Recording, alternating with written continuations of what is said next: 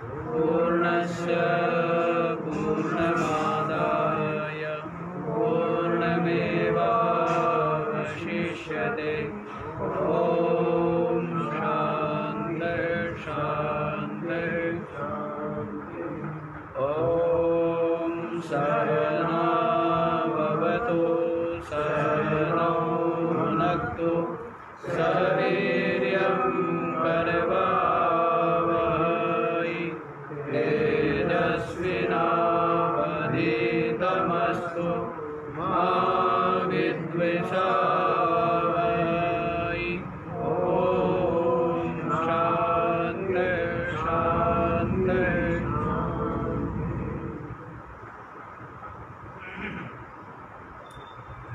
जीवा बड़े आनंद ले रहे हो आप लोग तो, है ना?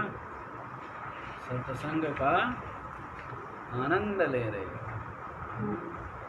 तो क्या कह रहे हैं कि मैं ही क्या विभिन्न रूपों में, कोई यज्ञ के द्वारा, कोई जो अन्न आदि की आहुति के द्वारा, मंत्रों के द्वारा और हवि आदि के द्वारा अग्नि में जो हवन किया जाता है वो सब मैं ही हूँ। अग्नि भी मैं, उसमें दी जाने वाली आहुति भी मैं, और जो मंत्र, जिस मंत्र के द्वारा दी जाती है वो मंत्र भी मैं, हवन रूप वो जो कर्म है वो भी मैं, औषधि भी मैं, अन्न भी मैं, और जो श्रौत यज्ञ है वो भी मैं, श्रौत कर्म, और जो स्मार्त कर्म रूप ये यज्ञ है ये भी मैं हूँ। और मैं ही इस जगत का पिता हूँ, माता भी हूँ, और कर्म फल का विधाता भी हूँ, और पितामह हूँ, पिता भी हूँ, पितामह भी हूँ। और जो जानने योग्य तत्व है वो भी मैं, जो कुछ भी जानने योग्य है वो सब मैं ही। और पवित्र करने वाला जो सबको पुण्य रूप, पुण्य फल है वो भी मैं हूँ, ओंकार। और ओंकार से लक्षित जो ब्रह्म है वो भी मैं हूँ, और ऋक् साम यजु और जो अथर्ववेद की जो ऋचाएँ है ये भी मैं ही हूँ। मैं ही गति हूँ, मैं ही भरता हूँ, मैं ही प्रभु हूँ, मैं ही साक्षी हूँ, मैं ही सबका निवास स्थल हूँ, सबको शरण देने वाला हूँ, सबका सुहृद हूँ। और मेरे में ही उत्पत्ति है, मेरे में ही इसका प्रलय है, मेरे में ही इसका स्थान है, मेरे में ही इसका निधन है, निधान जो रखा हुआ है, अच्छी प्रकार से रख दो भाई, है। और इसका बीज भी मैं ही हूँ, अविनाशी बीज अव्यय। और मैं ही जो है आदित्य बन करके तपाता हूँ, और फिर जो है उस नरसिम्हियों के द्वारा जल को रोके रखता हूँ, खींचता हूँ, और वर्षा ऋतु में क्या करता हूँ, वर्षा देता हूँ। मैं ही देवताओं का अमृत हूँ, और मनुष्यों का मृत्यु भी मैं ही हूँ, मृत्यु भी मेरे से भिन्न नहीं है। और सत असत जो रूप कार्य कारण है वो भी मैं ही हूँ, हे अर्जुना। और बतला रहे हैं अब इस प्रकार जो मेरे को भिन्न मान करके पूजा करते हैं यज्ञ आदि के द्वारा, उनका फल बतला दिया है कि जो त्रैविद्या, जो मतलब यज्ञ कर्म कांड के द्वारा माम उपासते, मेरी उपासना करते हैं, ऐसे सोमपान पीने वाले जो पवित्र आत्मा है, पाप जिनके धुल गए हैं, यज्ञ के द्वारा स्वर्गति की प्रार्थना करते हैं। और वे क्या होते हैं, पुण्य के फल स्वरूप सुरेंद्र लोक को प्राप्त करके और वहाँ पर स्वर्ग में दिव्य जो देव भोग है उनका उपभोग करते हैं। तो ये उपासनाओं का फल बता रहे हैं कि जो भिन्न देवादि रूप से मेरी पूजा करते हैं तो उनका फल। तो आगे देखो क्या कहते हैं, ते तं भुक्त्वा स्वर्गलोकं विशालम् क्षीणे पुण्ये मृत्यलोकं विशन्ति। एवं त्रयी धर्ममनुप्रपन्ना गतागतं कामकामा लभन्ते ते तं भुक्त्वा स्वर्गलोकं विशालं क्षीणे पुण्ये मृत्यलोकं विशन्ति एवं त्रयी धर्मम् अनुप्रपन्ना गतागतं कामकामः लभन्ते ते माने वे तम स्वर्गलोकम विशालम स्वर्गलोकम भुक्त्वा, उस विशाल स्वर्गलोक में अपने पुण्यों का फल जो भोग रूप है उसको भोग करके, भुक्त्वा मतलब क्या है, वो भोग करके समाप्त होने वाला है। जो भी पुण्य है धर्म है वो क्या है, भोग करके, वो कोई शाश्वत तो है नहीं, वो कोई अव्यय तो है नहीं, वो क्या हो जाता है, व्यय हो जाता है, नष्ट हो जाता है। तो वे विशाल उस देवलोक में स्वर्गलोक में भुक्त्वा भोग करके अपने पुण्यों के फल को, भोगों को, क्षीणे पुण्य पुण्यों के क्षीण हो जाने पर मृत्यलोकम विशन्ति, क्या होता है, फिर वे इस मृत्युलोक में ही आविशन्ति माने प्रवेश करते हैं। क्या करते हैं, इस मृत्युलोक में ही लौट आते हैं। उस विशाल स्वर्गलोक में अपने पुण्यों के फल को भोग करके क्या करते हैं, पुण्य क्षीण होने पर इस मृत्युलोक में ही प्रवेश करते हैं। तो उनकी जो इतना प्रयत्न किया तो उसका फल क्या है, अनित्य ही फल।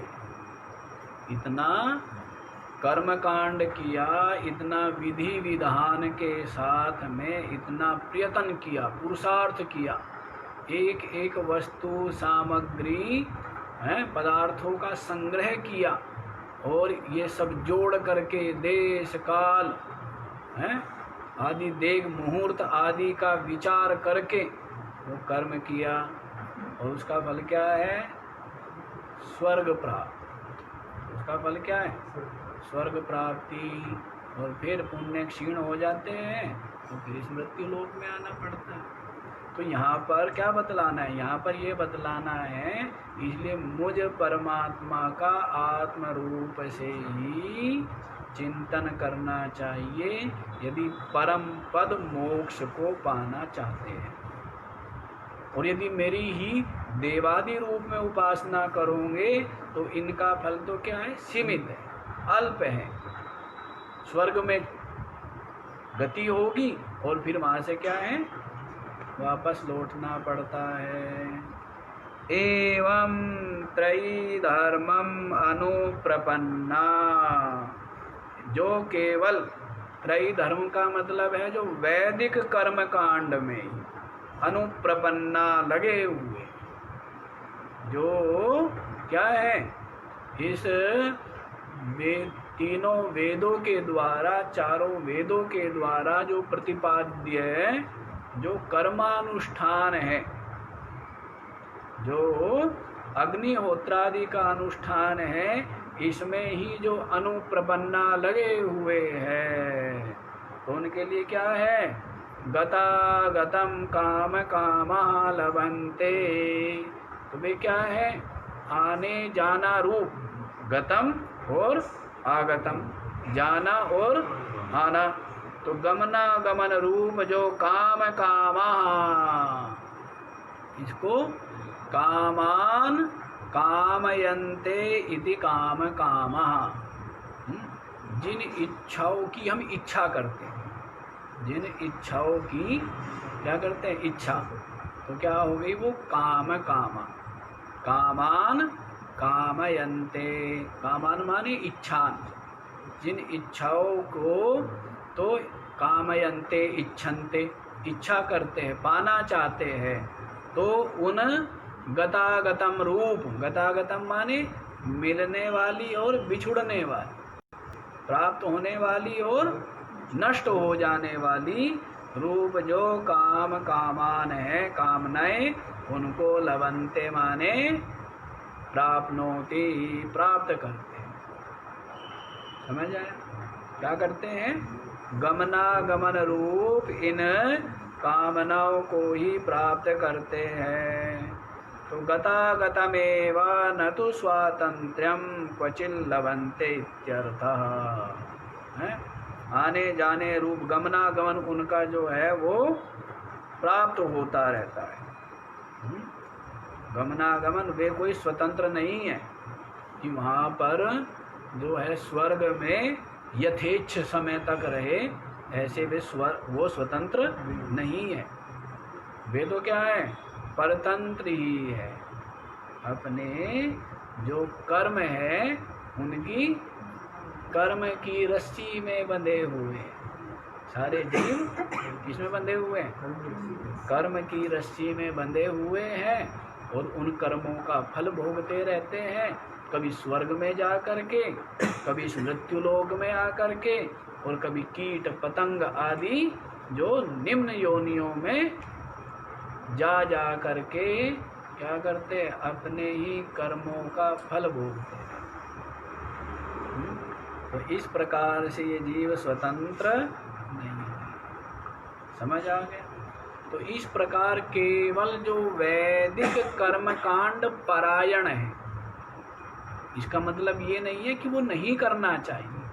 इसका मतलब ये है कि वो अंतिम नहीं है।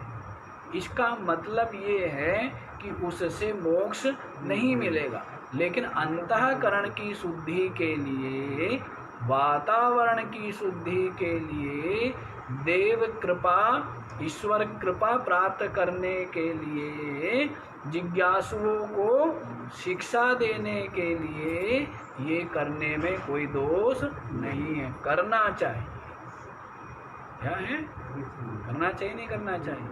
करना चाहिए। करें, करने में दोष नहीं है, लेकिन वो मान ले कि इससे ही मेरा कल्याण हो जाएगा, इससे ही मैं मुक्त हो जाऊंगा, ऐसा नहीं। इनके द्वारा सकाम भाव से करोगे तो बड़े से बड़ा फल क्या है? स्वर्ग प्राप्त। सकाम भाव से करें, और इसी को निष्काम भाव से करेंगे इन कर्मकांड को, तो अंतःकरण की शुद्धि, अंतःकरण के सारे जो विकार है, सारी जो वासनाएं हैं, वो सब के सब क्या हो जाएंगे? गलित। इसलिए तो समझ आया? तो इस प्रकार वहाँ पर विशाल स्वर्गलोक में अपने पुण्यों को भोग करके और पुण्य क्षीण हो जाने पर इस मृत्यु लोक में ही प्रवेश करते हैं। और एवं इस प्रकार से निर्णय दे दिया है भगवान श्री कृष्ण ने कि जो त्रय धर्म में ही लगा हुआ है, वैदिक कर्मकांड मात्र में जो अनुरक्त है, तो वो क्या है? आना जाना रूप ये जो काम कामान है उनको ही प्राप्त करते हैं, है ना? ऐसे ही मतलब अनित्य भोगों को ही प्राप्त करते हैं। क्या करते हैं? अनित्य भोग ही उनको प्राप्त होते हैं, नित्य तत्व वस्तु की उपलब्धि उनको नहीं। ठीक है, आगे वाला बताएं। आगे वाला अब ये बतला रहे हैं ज्ञानी का। इसका बता रहे हैं, ये तो बता दिया कि उनकी क्या होती है, लेकिन अब आगे देखो क्या कह रहे हैं। ये पुनर्निष्कामः सम्यक दर्शिनः, भाष्यकार कहते हैं जो निष्काम है, जिनके चित्त में कोई कामना नहीं है, सम्यक दर्शिनः, जो मुझ परमात्मा को सही सही जानते हैं, अपनी आत्म रूप से जो जानने वाले हैं, उनकी बात सुनिए। अनन्याश्चिन्तयन्तो माम् ये जनाः प्रयुपासते तेषां नित्याभियुक्तानां योगक्षेमं वहाम्यहम् अनन्यः चिन्तयन्तः मां ये जनाः पर्युपासते तेषां नित्य अभियुक्तानां योगक्षेमं वहामि अहम् अनन्यः चिन्तयन्तः मां ये जनाः। लेकिन जो ज्ञानी जो विवेकी जो सम्यकदर्शी, भाष्यकार ने स्पष्ट बोल दिया, जो सम्यकदर्शी ये जनाः मां माने मुझे अनन्यः चिन्तयन्तः उपासते, भिन्न रूप से नहीं अपनी आत्म रूप से चिंतन करते हुए उपासना करते हैं। उपासना का मतलब ये नहीं स्वाहा स्वाहा है, उपासना का मतलब खाली वो ही नहीं है, वो तो बल्कि वैसे भी कर्म में आता है, कर्म की कोटि में। इसलिए बीच बीच में क्या करते हैं, अर्थात ध्यान करो जी, यजमान जी के हाथ में फूल पकड़ा देते हैं और क्या करते हैं पंडित जी बीच बीच में। हाँ, तो खाली कर्म कांड नहीं करना चाहिए, जब कर्म करो ना, कर्म कांड भी करो तो उपासना साथ में होनी चाहिए, समझ आया हैं। जिस देवता को आहुति दी जाती है तो या जो भी इष्ट है, तो इसलिए यज्ञ नारायण बोलते हैं, यज्ञ नारायण विष्णु, तो इसलिए बीच बीच में क्या करते हैं, पुष्प पकड़ा देते हैं हाथ में कि ध्यान करो। तो ध्यान इसलिए क्योंकि कर्म और उपासना साथ साथ ही करनी चाहिए। जो खाली कर्म करता है उसकी निंदा की गई, जो खाली कर्म कांड करता है उसको कम फल मिलता है, और जो खाली उपासना करता है उसको भी कम फल मिलता है। ईशावास्य उपनिषद में आया है ना, है कि विद्यां च यस्तद्वेदो भयं सह विद्यया मृत्युम त्रित्वा अविद्यया मृत्युम त्रित्वा विद्ययामृतमश्नुते। तो वहाँ पर बतलाया है विद्या और अविद्या, अर्थात कर्म और उपासना का जो साथ साथ अनुष्ठान करता है, तो क्या करता है, अविद्या मृत्युम त्रित्वा, अविद्या से वो मृत्यु का अतिक्रमण कर जाता है। कर्म फल की आसक्ति रूप, कर्म फल की आसक्ति ही मृत्यु है। जो आसक्ति है ना, आसक्ति ही मृत्यु है। तो कर्म के द्वारा क्या होगा, कर्म आसक्ति का त्याग हो रहा है ना।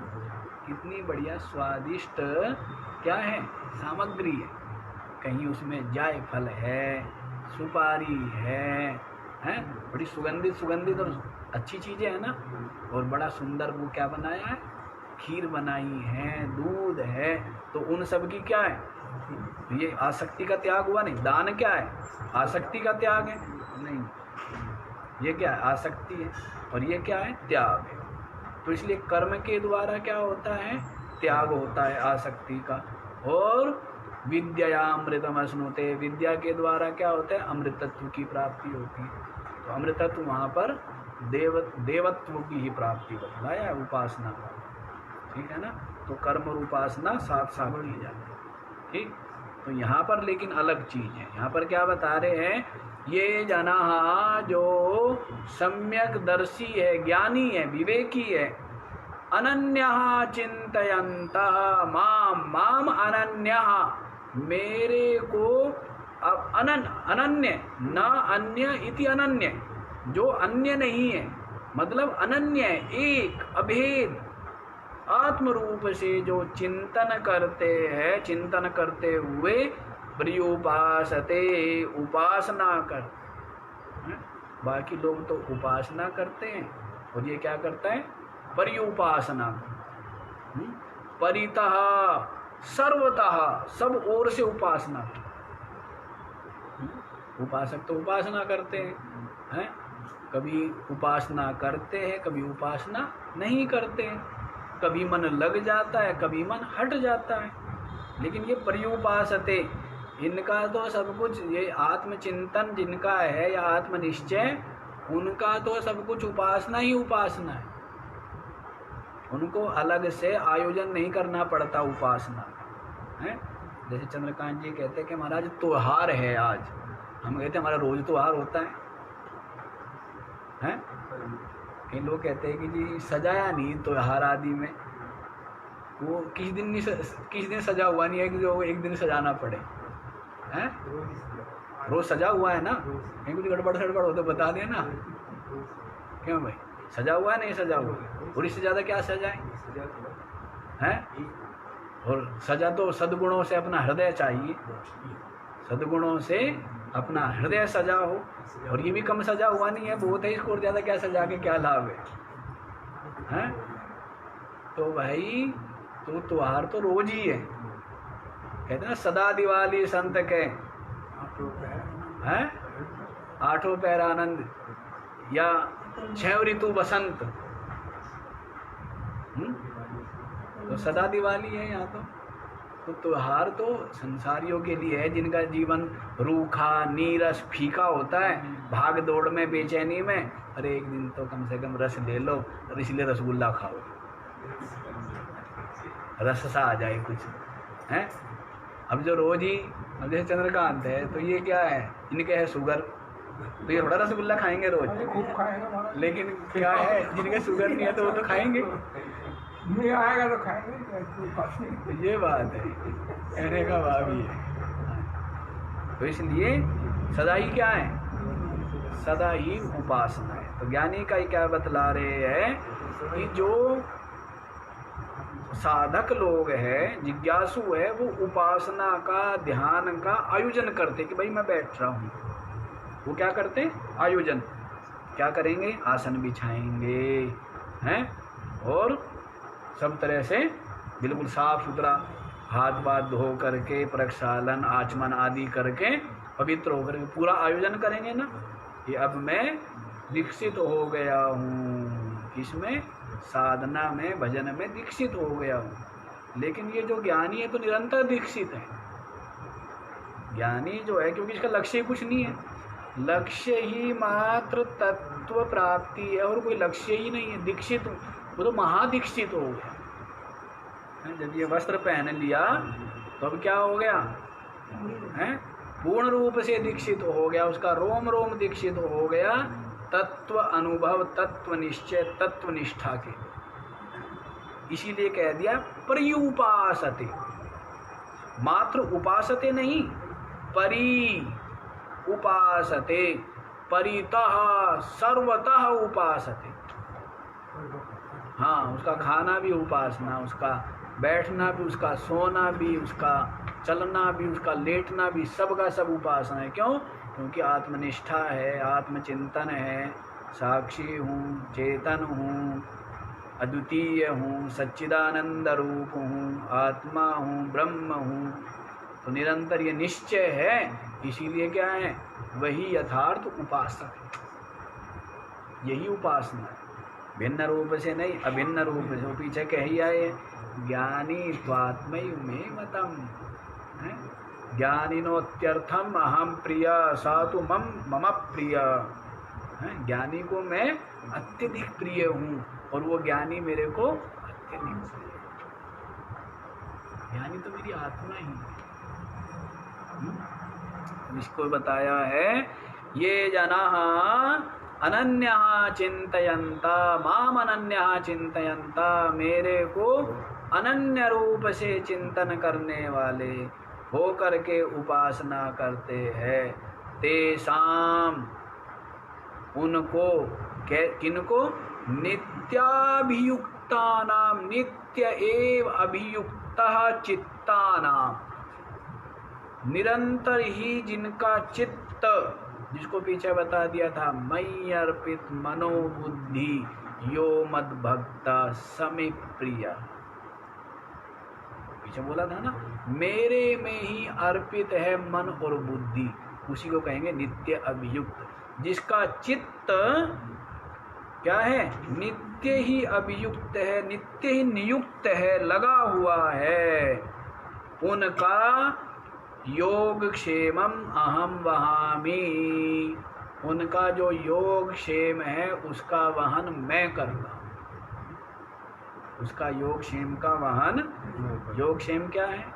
बहुत अप्राप्त की प्राप्ति को योग कहते हैं, और जो प्राप्त है उसके रक्षण को क्षेम कहते हैं। प्राप्त की प्राप्ति और जो प्राप्त है उसके रक्षण को योग क्षेम कहते हैं। तो जो भी उसको देना है या जो उसको दे दिया उसके लिए आवश्यक है, उनकी संभाल के ना उसकी सेवा मेरे को करनी पड़ती है। ईश्वर क्या कहते हैं कि उस ज्ञानी की सेवा किसको करनी पड़ती है? कहते एक महात्मा थे, तो बैठे थे मस्त अपने स्वरूप में, देह का वाहन नहीं था, देह का कोई वाहन नहीं। अब सर्दी का समय तो सर्दी, शरीर ठिठुर रहा है, शरीर को तो सर्दी लगेगी नहीं लगेगी हैं? तो भाई किसी कोई था भगत, उसने कंबल उड़ा दिया। अब महात्मा की वृत्ति जगी होगी, थोड़ी सी बहिर्मुख में उठ के चले तो वो कंबल जो है कहीं झाड़ में उलझ के वहीं गिर गया हैं। तो फिर क्या है, कहते भगवान को दौड़ना पड़ा कि भाई कंबल ले लेके इसके पीछे पीछे चलना पड़ेगा, उड़ाना तो मेरे को ही पड़ेगा, क्या करें हैं? इसको तो बाह्य ज्ञान, ये तो बाह्य ज्ञान से शून्य है। तो उसकी सेवा जैसे सूरदास का भी आता ही है ना, कि सूरदास की सेवा, सूरदास अंधा है तो उसकी सेवा आता है कि उसकी सेवा स्वयं भगवान को करनी पड़ी, नौकर बन करके या सेवक बन करके। तो वैसे यहाँ पर बतलाते हैं कि जो ऐसे नित्य ही अभियुक्त चित्त वाले हैं, जिनका चित्त मात्र मुझ में लगा है। संसारी लोग डरते रहते हैं, नहीं डरते रहते? घर का क्या होगा जी, परिवार का क्या होगा जी, शरीर का क्या होगा जी, भविष्य का क्या होगा जी, उसका क्या होगा जी। अरे सब अपना अपना प्रारंभ लेके आए तो किसकी चिंता करता है?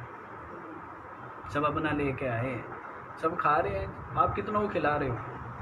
खिलाए कितना को रहे? 2-4 को खिला दिया आपने, बाकी और उनको भी आप ही खिला रहे हैं। सब अपना अपना लेके आए, सब अपना खाते हैं, ठीक है ना? हैं जो टापू पे है, यहाँ गंगा जी के अंदर है, उन्हें भी मिल रहा है। सबका यथा योग्य कर्म प्रारब्धानुसार सबको मिलता है। क्यों तू चिंता करता है?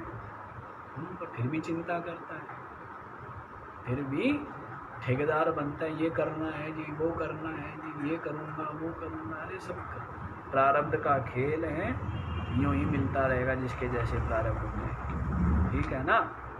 तो इसलिए जो ज्ञानी है उसको कोई परवाह नहीं है। ज्ञानी को वो प्रवाह है तो केवल ये कि मेरा चित्त अपने स्वरूप में ठहरा रहे, स्वरूप चिंतन में, और उसके निधिध्यास ब्रह्माकार वृत्ति निरंतर शिवोहम शिवोहम है, साक्षी अहम, कूटस्थ अहम, चेतन अहम, इस प्रकार वृत्ति बनी रहे।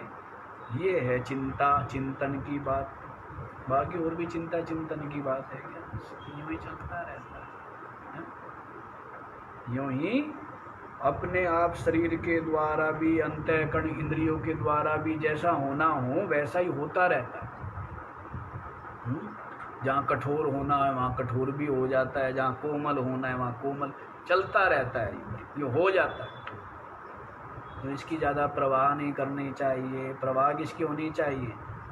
हैं? अरे जवान हो गए ना, बहुत बड़ी बात हो गई। शरीर उस मल मूत्र में पड़ा रहता था, असमर्थता में पड़ा रहता था, हैं? जब बालक उससे निकल गए ना, और 2 बात भी जान ली, हैं? चलना फिरना भी आ गया, तो अब तो फिर क्या करना चाहिए? मेरा आत्म कल्याण कैसे हो, इसी पर जोर रहना चाहिए। जोर किस पे रहना चाहिए? आत्म कल्याण। बहुत स्वतंत्रता मिल गई आपको, हैं? सब कुछ कर सकते हैं अब आप।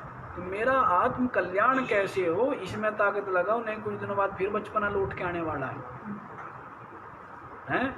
फिर बैठाने से बैठा जाएगा, उठाने से उठा जाएगा, खाया पिया फिर नहीं पचेगा, हैं? देखना सुनना फिर बंद हो जाएगा। आने वाला है ना बचपना, हैं? है बुढ़ापा, बुढ़ापा बचपना ही तो है, तो और बुढ़ापा आने वाला है। तो इसलिए अभी जो करने का काम है इसको थोड़ी सी हिम्मत लगा के, थोड़ा पुरुषार्थ लगा के कर लेना चाहिए। और फिर करके और फिर तो निश्चिंत है। फिर बीमार होगा शरीर होगा, बूढ़ा होगा शरीर होगा, मरेगा शरीर मरेगा, है मिलना बिछुड़ना जो होगा सब संसार में, स्वप्न रूप संसार में। फिर क्या फर्क पड़ता है, होता रहो ना होता रहो, क्या फर्क पड़ता है? तो इसलिए भाई योग क्षेमम वहामी, ऐसे जो ज्ञानी हैं उनके योग क्षेम का वहन कौन करता हूँ, मेरे को करना पड़ता है। उनकी सेवा मेरे को करनी पड़ती है। तो क्या कहे, बाकी के योग क्षेम का वहन आप नहीं करते हो क्या? वैसे तो कहते हैं सबके योग क्षेम का वहन ईश्वर ही करता है, हैं? लेकिन बाकी लोग तो क्या है, खुद भी अपनी चिंता कर लेते हैं। अब उसकी चिंता माँ बाप को ज़्यादा करनी, अब दो बालक हो, एक तो अपनी चिंता अपने आप कर लेता है तो उसकी चिंता माँ बाप को विशेष, और जो अपनी बिल्कुल परवाह नहीं करता उसकी, है ना। तो ये ज्ञानी वाली तो स्थिति है। कहते बाकियों की, बाकी तो क्या अपने आप चिंता के, चंद्रकांत की चिंता के, चंद्रकांत तो अपने आप कर लेगा, है तो समझदार है, तो चंद्रकांत की चिंता करने की जरूरत नहीं है। लेकिन जो जिनको बाह्य ज्ञान ही नहीं है, बाहर की जिनकी सुदबुद नहीं है, जो अपनी आत्मनिष्ठा वाले हैं, तो कहते उनके योग क्षेम की चिंता मैं करता। समझ आए? इसलिए मैं कहा करता हूँ ज्ञानी ही अपने विशुद्ध प्रारब्ध का भोग करता है। बाकी तो बीच बीच में अपने किसको घुसा देते हैं, अपनी इच्छा को, अपनी कामना, अपनी वासना, अपना पुरुषार्थ, अपने अहंकार को घुसा करता हमिति मन्यते हैं। लेकिन जो ज्ञानी है बस वो तो साक्षी मात्र है, वो तमाशा तमूसा भी क्या देखना, ये सब साक्षी है। ये सब शरीर के प्रारब्ध, इंद्रियों के, अंतःकरण के, इनके प्रारब्ध है, आत्मा का कोई प्रारब्ध नहीं, है ना। तो वो आत्म भाव में विराजमान है, आत्म भाव में स्थित है।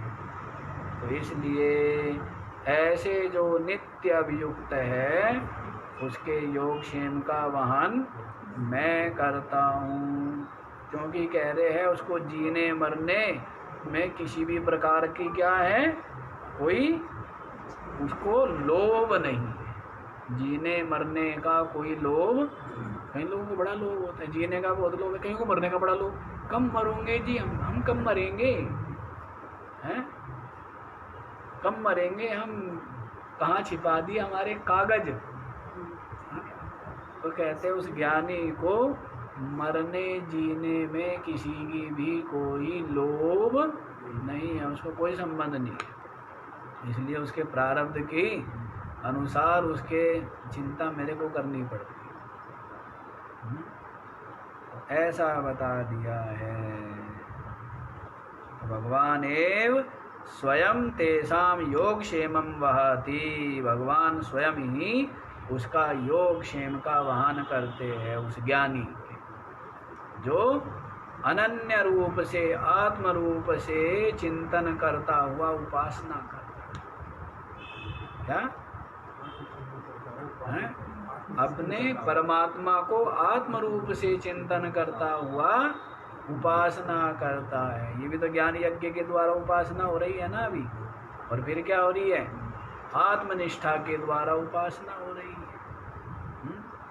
हाँ, तो ऐसे वो जो ज्ञानी विवेकी है उनके योग क्षेम का वहन मैं करता हूँ, क्योंकि कह दिया है भाष्यकार ने, ज्ञानी त्वात्मैव मे मतम, ज्ञानी तो मेरी आत्मा ही है। स च मम प्रियो यस्मात् तस्मात् ते मम आत्मभूतः प्रियः च। स च मम प्रियो, वह तो क्या है, मेरे को अत्यंत प्रिय है, इसी कारण से वो मेरी आत्मभूत ही है, मेरी आत्मा ही तो हो गया। अब आप अपने आप की चिंता करते हो नहीं करते हो, हैं? अपने आप को तो क्या महाराज भूले ही रहते हैं, हैं? अपनी आत्मा को भूले रहते हैं, पर शरीर को आत्मा मान के इसकी बड़ी करते हो नहीं करते? कितनी करते रहो फिर भी ये बूढ़ा होगा, फिर भी मरेगा ये, हैं? इसकी करने से कोई लाभ है क्या? उसकी करो जो आप हो आत्मा। तो निरंतर निश्चय रहे मैं आत्मा हूँ। क्या निश्चय रहे? मैं आत्मा हूँ, साक्षी हूँ, चेतन हूँ। मैं जड़ क्यों होता है? मैं सीमित क्यों होता? मैं अनात्मा क्यों होता है? मैं तो चेतन हूँ, सच्चिदानंद। श्रवण करते रहो यही है। जब घी में डूबे ही रहोगे, कुछ तो मोटे होंगे ही, नहीं होंगे हैं? जब घी में डुबो के रखेंगे तो कुछ तो अंदर जाएगा भी नहीं जाएगा। हाँ, तो वैसे श्रवण करते रहो हैं। क्या क्या? अब मक्खी हो तो फिर तो तुम भी मरोगे हैं? मक्खी बनेगा तो मरेगा। हाँ जी, तो इस तरह से श्रवण मनन करते रहो, तत्वनिष्ठा तो हो ही जाएगी। देखो जी आगे, तो इस प्रकार ज्ञानी का तो बतला दिया है, लेकिन अब जो अन्य देवताओं की पूजा करते हैं उनके लिए बतला दिया। ये प्यन्य देवता भक्ता यजन्ते श्रद्धयान्विताः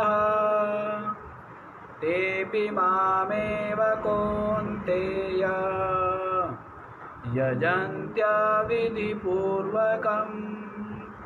ये अपि अन्य देवता भक्ताः यजन्ते श्रद्धयान्विताः श्रद्धया अन्विताः ते अपि माम एव कौन्तेय यजन्ति अविधिपूर्वकम्।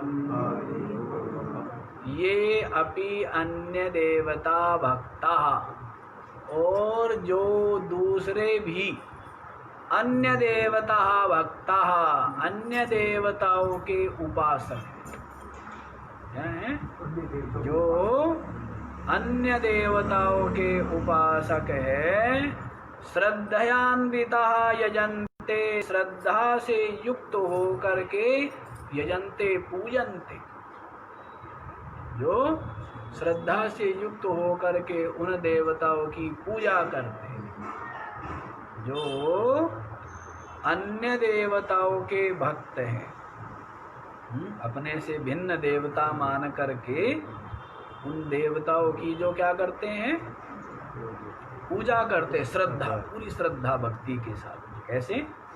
पूरी श्रद्धा भाव के साथ में जो पूजा करते हैं, तेऽपि मामेव कौन्तेय, तेऽपि मामेव, वे भी मुझे ही, ते अपि वे भी मामेव मुझे ही, यजन्ति पूजन्ति, वे भी मुझे पूजते हैं, लेकिन अविधि पूर्वक। क्या कर रहे हैं? अविधि पूर्वक कर रहे हैं, विधि पूर्वक नहीं कर रहे। विधि क्या है? विधि तो ये है कि सब कुछ परमात्मा है। ये क्या है? सब कुछ परमात्मा ही है और वही मेरी आत्मा है। तो ये क्या हुई? ये हुई विधि। ये क्या है?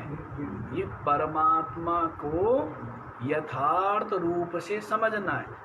और जो उसको देवता भिन्न मान रहा है, तो कहीं न कहीं उसको व्यापक से कम कर दिया ना, सीमित कर दिया। चलो बाकी सब कुछ तो परमात्मा है, लेकिन मेरी आत्मा को छोड़ के, मेरी आत्मा तो उस परमात्मा की क्या है? भजन करने वाला। मैं तो भक्त हूँ, मैं, वो भगवान है, मैं भक्त हूँ। तो इस प्रकार से जो पूजा करते हैं, तो कहते हैं वे मेरे को ही पूज रहे हैं वास्तव में, पर अविधि पूर्वकम, विधि रहित तो हो करके।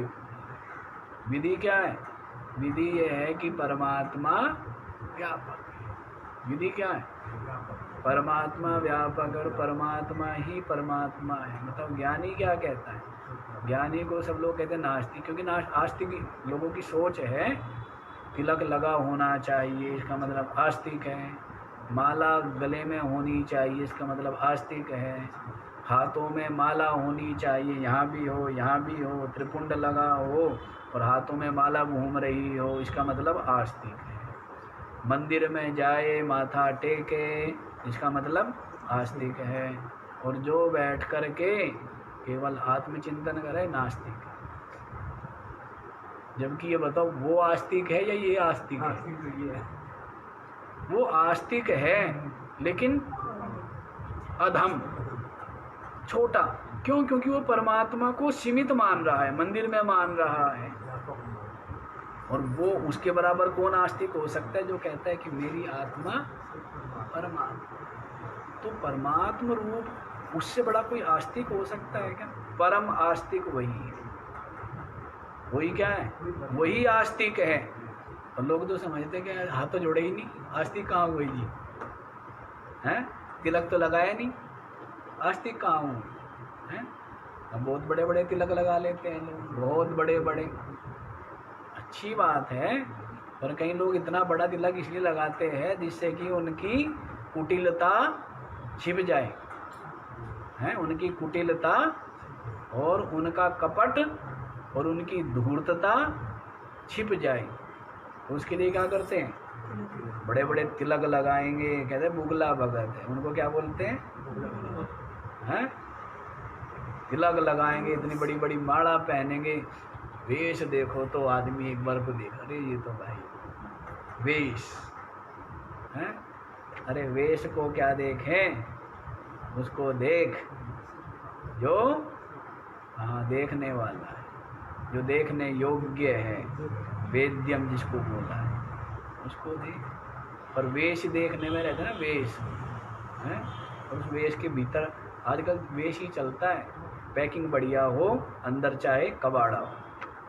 पैकिंग क्या होनी चाहिए? पैकिंग का ही जमाना है। और अंदर क्या है? कबाड़ा है। क्या करना उसका? हाँ जी, तो उसका कुछ नहीं करना है। तो जो अन्य देवता के भक्त है, श्रद्धा पूर्वक यजन करते हैं, पूजा करते हैं उस देवता की, लेकिन वास्तव में वे भी मामेवा यजंती, मेरे को ही पूजा कर रहे, मेरी पूजा कर रहे हैं अविधि पूर्वक। लेकिन क्या कर रहे हैं? विधि पूर्वक नहीं, अविधि पूर्वक, अज्ञान पूर्वकम। भाष्यकार ने क्या बोल दिया है? पूज तो मेरे को ही रहे हैं, लेकिन पूज रहे हैं अज्ञान पूर्वक। क्या कर रहे हैं? अज्ञान पूर्वक। एक देश की पूजा कर रहे हैं, इसकी पूजा कर रहे हैं एक देश की, मुझ व्यापक की नहीं कर रहे। तो अज्ञान पूर्वक तो वास्तव में वे मेरे को ही पूज रहे हैं, और उनको कर्म फल को देने वाला भी कौन है? पीछे बताया था ना, है? तामेवा विदधाम्यहम यो यो याम याम तनुम भक्ता श्रद्धया अर्चितुम इच्छति तस्य तस्याचलाम श्रद्धाम तामेवा विदधाम्यहम।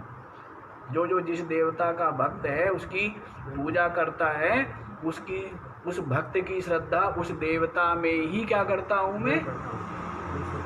अचलाम श्रद्धाम तामेव विदधाम्यहम, उसमें ही स्थापित कर देता हूँ। क्या बताएं? तस्य तस्य अचलाम श्रद्धाम तामेव विदधाम्यहम। तो इस प्रकार वो देवता की अचल श्रद्धा से फिर क्या करता है? पूजा करता है, उपासना करता है, और उसको फिर उस देवता के माध्यम से मैं ही फल देने वाला मैं ही हूँ, और उस देवता के माध्यम क्या करते हैं? उस देवता के माध्यम से दिला देता हूँ, उसको देवता ने दे दिया। देने वाला कौन? देने वाला तो मैं ही, ठीक है ना? क्योंकि सबका आत्मा तो मैं ही हूँ, क्योंकि सब कुछ तो मैं ही हूँ, क्योंकि मैं ही मैं हूँ, क्योंकि बस मैं ही हूँ।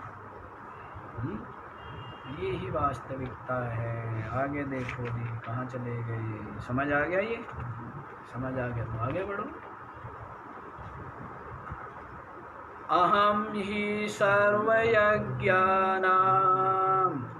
भोक्ता च प्रभुरेव च न तु मामभिजानन्ति तत्त्वेन तश्च्यवन्ति ते। अहम ही सर्वयज्ञानां भोक्ता च प्रभु एव च न तु माम अभिजानन्ति तत्त्वेन अतः च्यवन्ति ते।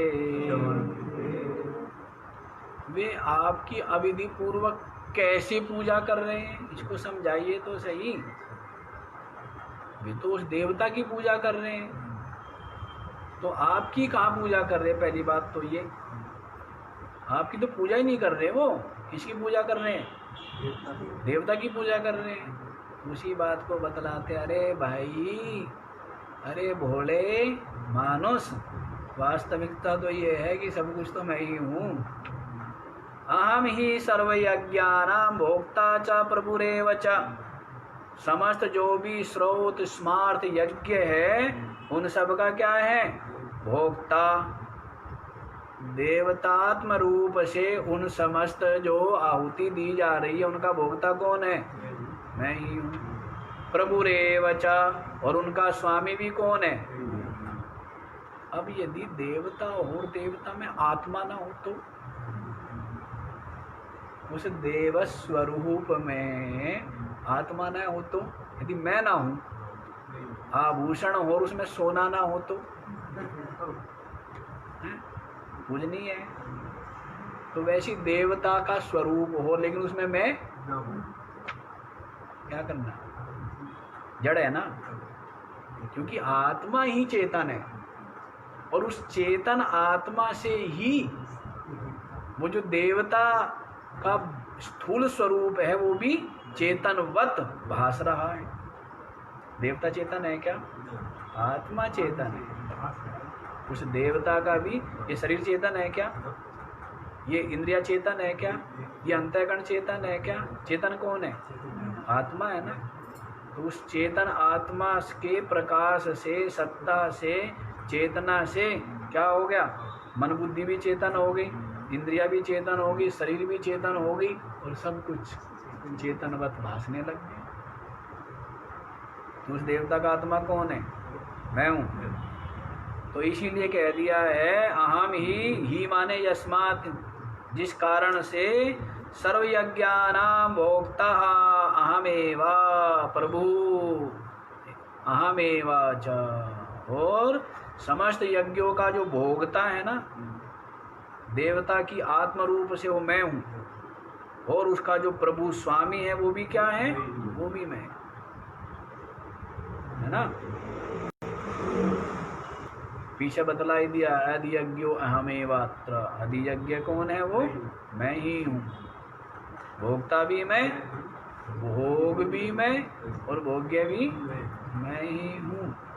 इसलिए न तू माम अभिजानन्ति, ये जो मूढ़ लोग हैं ना, मेरे को इस प्रकार नहीं जानते हैं।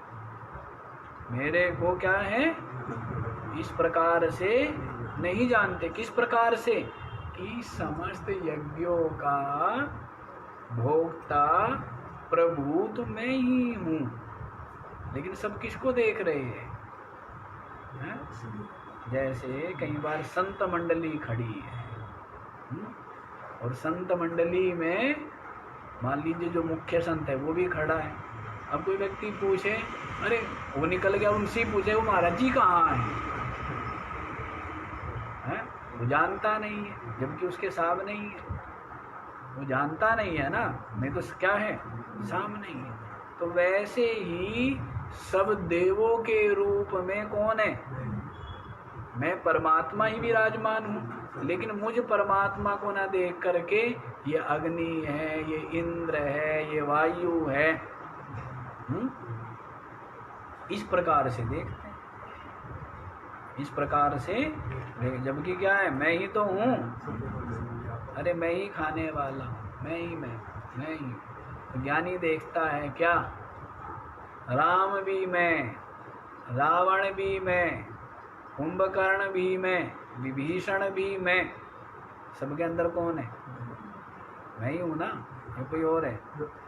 कह जी महाराज क्या बात कर रहे हो, राक्षस है, क्या बात कर रहे हो आप, तो ठीक बात नहीं है। और राम कैसे हो गए आप?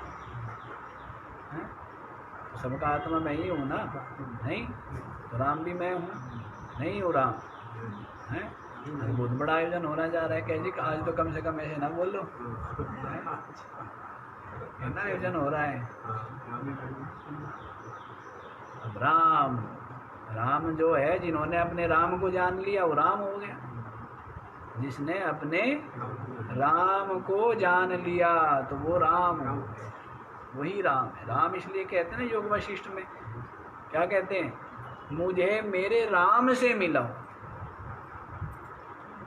वशिष्ठ जी महाराज को क्या कहते हैं कि प्रभु मैं अपने राम को भूल गया हूँ, मुझे मेरे राम से मिलाओ। कहते थे ना मेरे राम, महात्माओं की भाषा में है। कौन आया राम, कौन राम आया? तो सबको कहते हैं राम, आओ राम जी, सब राम जी, सिया राम मैं सब जग जान, उस भाव से कि आओ राम जी। तो वैसे ही कहते मेरे राम। यहाँ पर एक पुजारी जी है, तो उन्होंने पुजारी जी से मिले तो कहेंगे मेरे राम ने तो प्रसाद पा के आया है, मेरे राम तो सही बात है ना, मेरे राम। तो राम जी कहते हैं कि मेरा राम जो है वो खो गया है, मेरे को मेरे राम से मिलाओ। तो राम जी किससे मिल लिए? अपने राम से मिल लिए। अपने राम माने अपनी आत्मा से मिल लिए। बाकी दुनिया में सबसे मिल लिए, सब मिलना बेकार। किससे नहीं मिले? यदि अपने आप से नहीं मिले हो, है ना, अपने से जिसने मुलाकात कर ली दुनिया में उसने बड़ी बात। सबसे मुलाकात करता है, अपने आप से मुलाकात हुई कभी? हैं? और अपने आप से मुलाकात नहीं हुई, सारी मुलाकातें बेकार। कोई लाभ है उन मुलाकात हैं? तो अपने से मुलाकात करो। किससे मुलाकात करनी है? सबसे मिलता रहे, अपने से मिला कभी हैं? अपने से मिल लिया तो समझो सबसे मिल लिया, अपने से मिल लिया तो राम से मिल लिया, अपने से मिल लिया तो परमात्मा से मिल लिया, अपने से मिल लिया तो किसी से मिलना बाकी नहीं रहा ना, सब अपनी आत्मा ही हो गई। सब क्या हो गए? अपनी आत्मा हो गए हैं। हाँ जी, तो देख लो यहीं पर, तो क्योंकि समस्त यज्ञों का भोक्ता प्रभु मैं ही हूँ, न तो माम भी जानती। इस प्रकार से मेरे को वे नहीं जानते हैं, तत्व रूप से मेरे को नहीं जानते हैं। ये तो तत्व है ना कि सब में मैं ही हूँ, ये तत्व है। अतः इसलिए ते तत्वेना चवंती, इसीलिए वे लोग तत्व से प्रचवित हो जाते, गिर जाते, भ्रष्ट हो जाते। तत्व जो यथार्थ है, अपना आत्मा स्वरूप, उसको प्राप्त नहीं कर पाते। क्या? अपनी जो आत्मा है अविनाशी परमात्मा, उसको प्राप्त नहीं कर पाते, क्योंकि वो तो केवल देवता को देखते हैं और भिन्न, और देवता के द्वारा प्राप्त होने वाला जो फल पुण्य है उसको भोगते हैं स्वर्ग आदि में। बस वे मेरे को नहीं जानते, इसीलिए तत्व से वो लोग क्या होते हैं? गिर जाते हैं, तत्व से उनका पतन हो जाता है। याग फला च्यवंती, भाष्यकार ने थोड़ा सा इसको याग फल से बोल दिया है कि वे याग जो फल है, यज्ञ का फल, सबसे यज्ञ का फल यही तो है। यज्ञ का फल क्या है? समस्त कर्मों का, समस्त उपासनाओं का, समस्त धर्मों का है, सब करने धरने का फल क्या है? परमात्मा प्राप्ति। फल क्या है? परमात्मा प्राप्ति है ना, है? मकान बनाने का, भोजन बनाने का, भोजन करने का, वस्त्र पहनने का, पंखे लगाने का, सबका फल क्या है? परमात्मा प्राप्ति। सब किस लिए है ना। और ये सब कुछ किया वो नहीं किया तो क्या किस लिए किया, क्या लाभ हुआ, तो परमात्मा प्राप्ति के लिए है ना, साधन है। तो वैसे यहाँ पर बतला दिया है कि जो कर्मकांड है वो है भी किस लिए, अंतःकरण शुद्ध हो, परमात्मा की प्राप्ति हो। उपासना भी इसीलिए है कि चित्त समाहित हो और परमात्मा की प्राप्ति हो, इसीलिए है ना। तो इसलिए वे लोग तत्व को प्राप्त किए बिना ही गिर जाते हैं। क्या करते हैं, तत्व से गिर जाते। आगे बताएं, आगे वाला भी सुन ही लो। क्या होता है जी, तो ये अप्यन्य देवता भक्तिमत्वेन विधि पूर्वकम यजन्ते तेषामपि याग फलम अवश्यम भावी। तो कहते हैं जो अन्य देवता की भक्ति से युक्त होकर अविधि पूर्वक यजन करते हैं कुछ न कुछ तो फल उनको भी मिलता होगा। कहते हैं हाँ मिलता है, लेकिन तत्व से तो वो तत्व में आरूढ़ नहीं हो पाते, तत्व को प्राप्त नहीं कर पाते। फल मिलता है, क्या फल मिलता है वो सुन लो। यान्ति देवाव्रता देवान् पितॄन् यान्ति पितृव्रताः भूतानि यान्ति भूतेज्या यान्ति मद्याजिनोऽपि माम् यान्ति देवव्रताः देवान् पितॄन् यान्ति पितृव्रताः भूतानि यान्ति भूतेज्यः यान्ति मद्याजिनः अपि माम् देवव्रताः देवान् यान्ति। देवेषु व्रतम नियमो भक्तिश्च। देवताओं की ही जो भक्ति करने, देवव्रता माने देवता के लिए ही नियम है जिनका भक्ति है। देवताओं की जो भक्ति करने वाले उनको क्या कहेंगे, देवव्रता। तो देवान यान्ति, इसलिए क्या करते वो देवता को ही प्राप्त होते हैं। देवताओं के उपासक किसको प्राप्त होते हैं, देवान यान्ति, देव को ही प्राप्त होते हैं, देवों को। पितॄन् यान्ति पितृव्रताः, पितृव्रताः जो पितरों को पूजने वाले हैं, मतलब जो श्राद्ध आदि कर्मों के ही परायण हैं। श्राद्ध आदि कर्मों में ही पितरों की बड़ी पूजा करते हैं लोग, बहुत बहुत हैं, रोज नित्य प्रति पूजते हैं पितरों को हैं।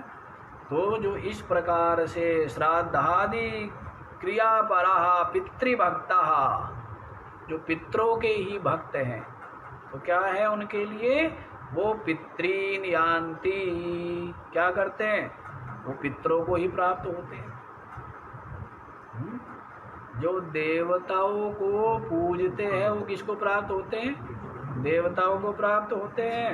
और जो पितरों को पूजते हैं वो पितरों को, पितॄन् यान्ति, पितरों को ही प्राप्त होते हैं।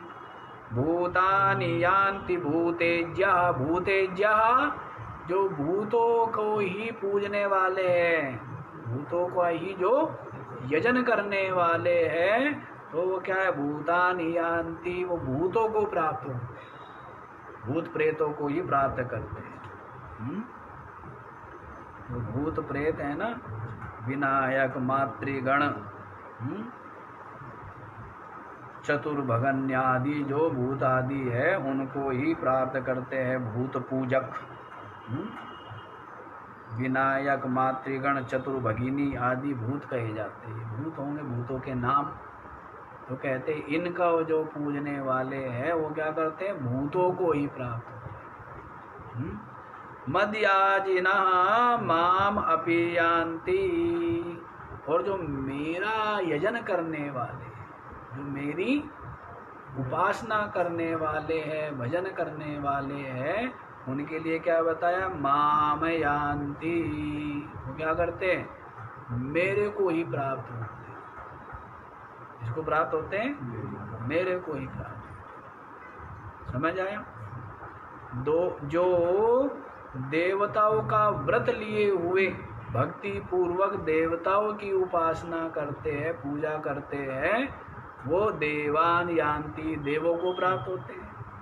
जो पितरों का व्रत लेकर के श्राद्ध आदि कर्म परायण होकर पितरों का पूजन करते हैं, वो पितरीन यान्ति, पितरों को प्राप्त होते हैं, पितरलोक में चले जाएंगे ज़्यादा ज़्यादा, पितरलोक में चले जाएंगे। और जो देवताओं के उपासक है वो देवलोक में चले जाएंगे। या भूतानि यान्ति भूतेज्या, जो भूत प्रेतों को पूजने वाले भूत प्रेत बन जाएंगे। और होगा क्या है यहाँ पर? क्या भूत प्रेत को थोड़ा सा क्या कर लेता है व्यक्ति, उनको वश में कर लेता है, सहजता से मलिन कर्मों से हो जाते हैं, तो फिर जो उनसे काम लेता है, तो फिर भूत प्रेत नहीं बनना पड़ेगा, है बदला देना पड़ेगा, नहीं देना पड़ेगा। जो जिससे काम ले रहा है मजदूरी ना दे, फिर क्या होगा? क्या जाके मजदूरी करिए भाई, मजदूर की मजदूरी नहीं दी तो क्या करना पड़ेगा? मजदूरी दे दिया करो, इसलिए पहले, ठीक है ना? मजदूरी नहीं रखनी चाहिए। तो किसी का सेवा लोगे तो फिर उसकी सेवा नहीं करनी पड़ेगी, सेवा लोगे तो फिर क्या करनी पड़ेगी? हाँ, मेरे को सेवा दे, मेरी सेवा करें, सेवा लेने का भाव हो, सेवा के द्वारा संतोष का अनुभव करें, सेवा के द्वारा सम्मान प्रसन्नता का अनुभव हो, तो फिर क्या है? फिर सेवा करनी भी पड़ेगी, नहीं करनी पड़ेगी? हाँ, तो बहुत सावधान रहना चाहिए सेवा लेने से पहले। सेवा लेने में बड़ी सबको खुशी मिलती है, देने में, सेवा देना सेवा लेना कौन सा अच्छा लगता है? सेवा लेना अच्छा लगता है ना, है? हाँ, फिर ये सेवा देनी भी पड़ती है, कभी ये सोच रहे हो कि नहीं देनी पड़ती है। हाँ, यदि शरीर को मैं मान करके सेवा लोगे तो फिर क्या है? फिर सेवा देनी पड़ेगी, फिर क्या है? और फिर शरीर की सेवा हो रही है। अब नमस्कार लोग कर रहे हैं, किसको कर रहे हैं? शरीर को कर रहे हैं, मुझे आत्मा को कर रहे हैं। अब मैं शरीर हूँ, ये बुद्धि जो है ये अज्ञान है, ये बांधने वाली है, और मैं आत्मा हूँ, ये सब मेरी ही आत्मा है। ये क्या है? मैं शरीर नहीं हूँ, ये क्या है? ये मोक्ष है यार। हाँ, शरीर को मैं मान करके कह के मेरे को नमस्कार कर रहे हैं, तो फिर क्या हो गया? हाँ, फिर तो भाई हो गया गड़बड़ काम सारा, है? उस कर्म से का कर्ता हो गया तो कर्म का फिर भोगता भी बनना। इसलिए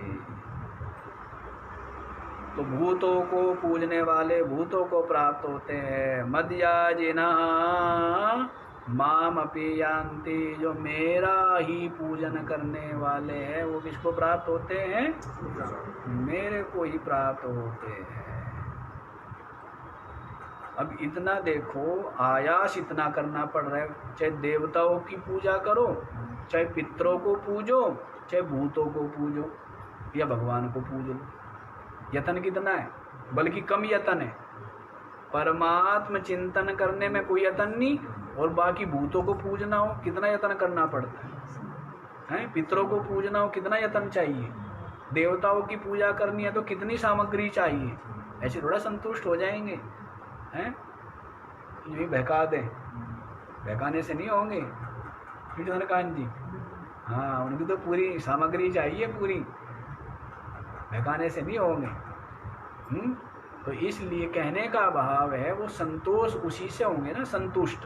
गलती होगी तो उल्टा भी, हाँ, वो भी है। मतलब यदि नियम भंग हो गया, त्रुटि हो गई, तो उसमें क्या है? पाप को लग जाता है। तो लेकिन परमात्म चिंतन करने में किसी सामग्री की है, तो वो यही कह रहे हैं भाष्यकार, समान अपि आयासे मामेवा ना भजन्ते अज्ञानात्। प्रयास समान ही कर रहे हैं, बल्कि मैं कई बार कहा करता हूँ, परमात्म चिंतन करने में कम परिश्रम करना पड़ता है, और संसार के व्यवहार में जो दुनिया कर रही इतना परिश्रम करना पड़ता है, कोई सीमा। पर वो कर लेंगे, और जो सरल काम है, तेरा हाथ पैर नहीं हिलना, 10-20 कोस नहीं चलना, सिर पे बोझ नहीं धरना, बस सतगुरु सतगुरु बोल तेरा क्या लगे है। मतलब उधर का अभ्यास है ना, सब ऐसे ही करते हैं। हाँ, अभ्यास की बात है, अभ्यास देखा देखी। तेन ते अल्प फल भाजः भवन्तीत्यर्थः। भाष्यकार कह रहे हैं कि वे क्या है, अल्प फल को ही प्राप्त होते हैं। इसको तो कहते धिक्कार है उनको। ऐसे अविवेकी अज्ञानी को क्या है कि इतना प्रयत्न कर रहे हैं अल्प फल के लिए, तो क्या है, धिक्ताम, उनको धिक्कार है कि जो मुझ व्यापक अविनाशी अपनी आत्मा का, परमात्मा का आत्म रूप से चिंतन नहीं करते हैं, उनको क्या है, धिक्कार है उनकी बुद्धि को। ऐसा भाष्यकार कह रहे हैं। बाकी का विचार कल देंगे। ओम